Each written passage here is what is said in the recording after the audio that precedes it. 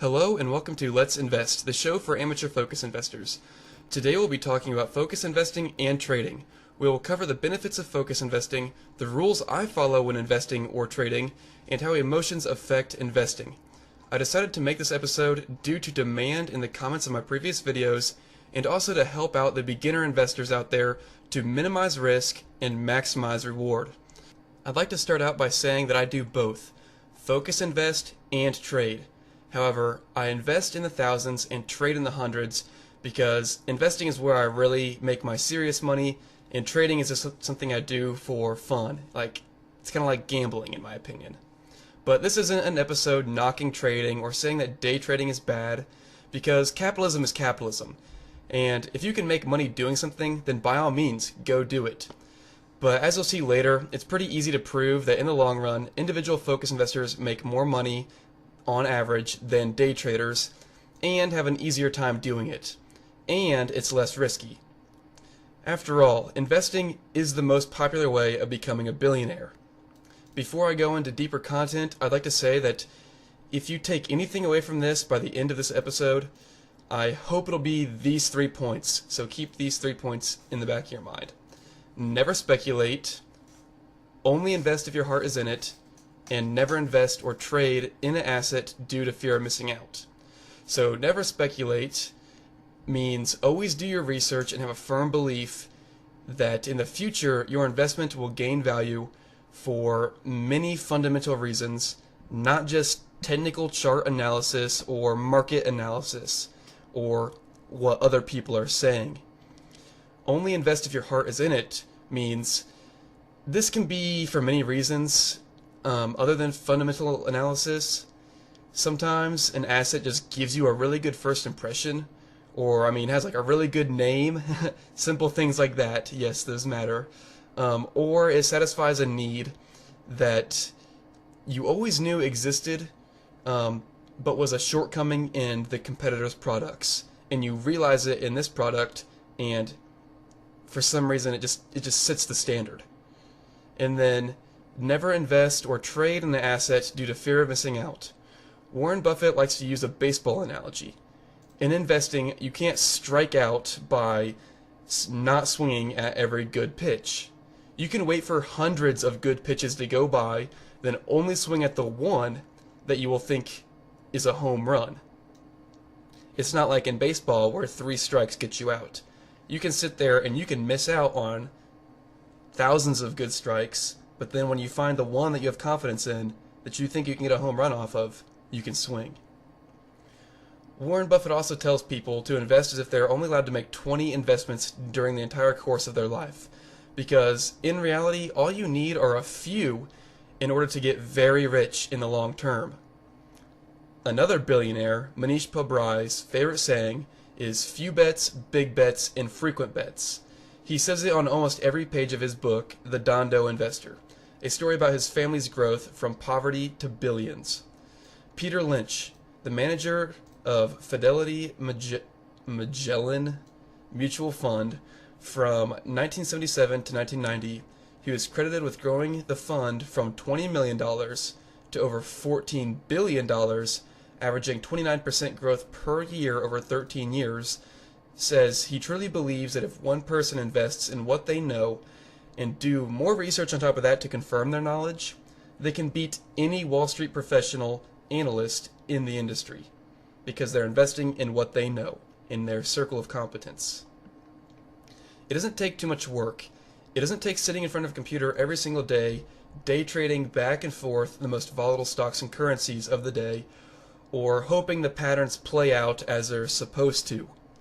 All it takes is recognizing a business or a product that seems like it has much more potential than it's currently getting attention for, doing a little bit more homework on top of that, and doing a little more homework on its developers and its competition, then thinking rationally and objectively, then placing the bet, as long as the homework you did completely confirms your first impression. This means finding the investments earlier than others, and doing your research on it before it's popular, or at least before the hypesters hit and everyone is starting to make YouTube videos about it and talking about it in the day trading chat forums. Finding this kind of investment is difficult though, but it's very worth it. After all you need to do is find one. If all the time you spent studying charts and patterns was put towards studying and searching for assets of low volatility that are currently unpopular but have good fundamentals, then it's likely that you'll have to filter through a lot of dirt in order to find a couple diamonds. But when you do, and you will have to work hard, it will pay off much larger than if you were spending your time trading diamonds that other people found a long time ago, if you get that analogy. So, to further my point, focus investing versus trading. So focus investing is easier for one. Having just 5 investments that you know in focus investing that you know inside and out versus trading where you just have a ton of investments that you're just constantly selling, and buying out of speculation, that's constant work. So it's easier just to keep track of 5 investments and decide when to sell or when to buy more of them. It's also more profitable.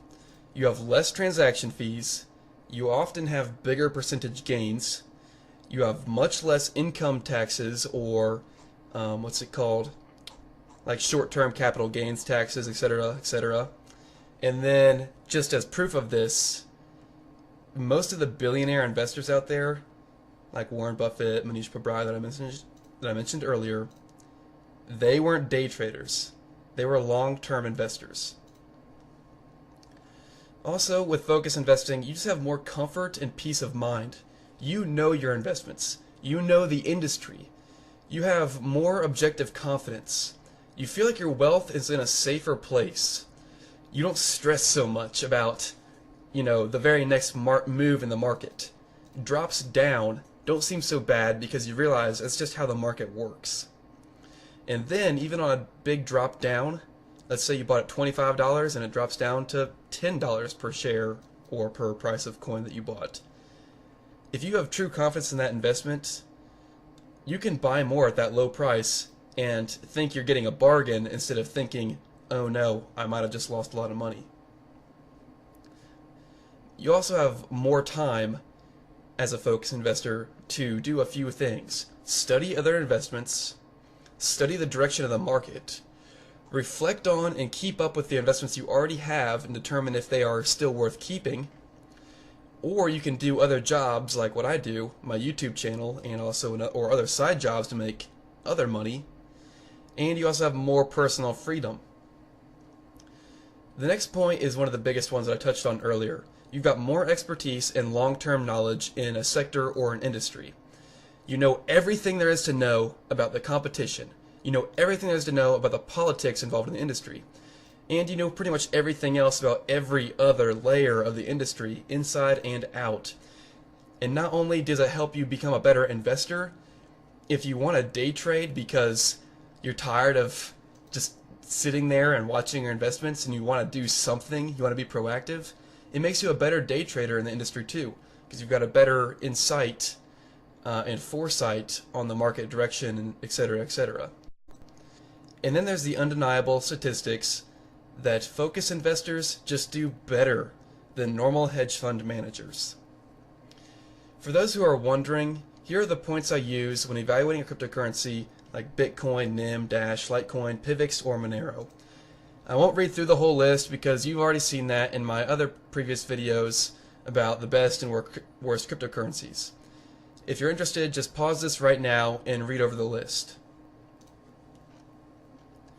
Now, here is a list of the points that I look for when evaluating a business on the stock market or a company for a long-term investment. I will also not read these for the sake of time, but feel free to pause this and make a copy of the list for yourself. I compiled this list of points to evaluate a company by using information found in the following books: The Dondo Investor by Manish Pabrai, Who Says Elephants Can't Dance by Louis J. Gershner, The Warren Buffett Way, Peter Lynch, Beating the Street, Common Stocks and Uncommon Profits, The Intelligent Investor, Security Analysis, The Theory of Investment Value, and the book What I Learned Losing $1 Million by Jim Paul. Those are all great investment books, and they're really kind of the put all together, they're the Focus Investor's Bible.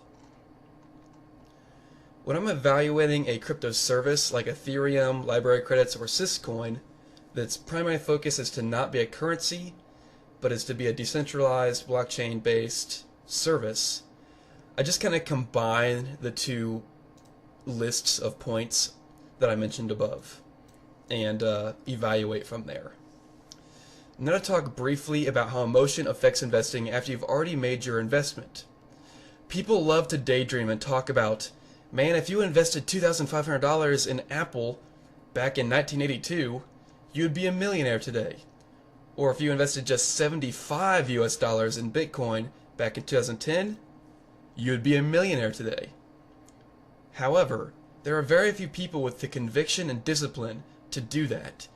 They might have bought in at that time at that amount of money, but they listen to the hypesters. They get scared on a price drop and sell too early. Or they think the price has risen too much and sell too early when in fact it was just getting started to rise. Or they hold on to their losers long after it's obvious the project is doomed or has taken a turn for the worse fundamentally, because at one point the future was bright and they got emotionally attached to the investment because they had so much time in it already in studying and doing the homework on it, or because maybe they had made some really good gains on it in the past and it kind of dropped off after that and they're wanting to sell once they've made their gains back. This is the damage that emotions and speculation have on your portfolio. It's best to look at your investments every once in a while and ask yourself honestly, had I not invested yet, would I still invest in this asset today, at the current price, with the current outlook? If the answer is yes, then awesome. Either buy some more, even if the price is much higher now, or just keep riding the train. If the answer is honestly no, then why not? It doesn't matter if you've already made thousands of percent gains or nearly 100% loss. If the fundamentals no longer look as good as they used to, then maybe it's time to get out of the investment and put the remainder of your money in that investment somewhere where you have more confidence and more hope. It hurts if you have big losses in it already, but it's time to move on and put it somewhere where you can start making real gains. Believe it or not, this episode was pretty short and condensed for the amount of information I could go through when talking about investing. I hope it could help protect a few of the newer amateur investors who might easily get caught in the trap of day trading or hype scams. And even if day trading already works for you, I don't think the information I provided here could possibly hurt anybody's choices in investing anyway. I mean, how can it possibly hurt you to know your investments inside and out? Once again, before I end this episode, I'd like to point out the 3 deadly rules the amateur focus investors or amateur day traders often break. Never speculate. Be objective and reasonable at all times, no matter the amount of work you've already put into your investment. Only invest if your heart is fully in it. If it's not, and if it's not for you, but it seems like it could be a good business idea for somebody else, don't invest. You can only strike out in investing if you swing without confidence. And never invest due to fear of missing out. Or more likely, never invest because everyone else is already talking about it. If you missed the good pitch, that's fine.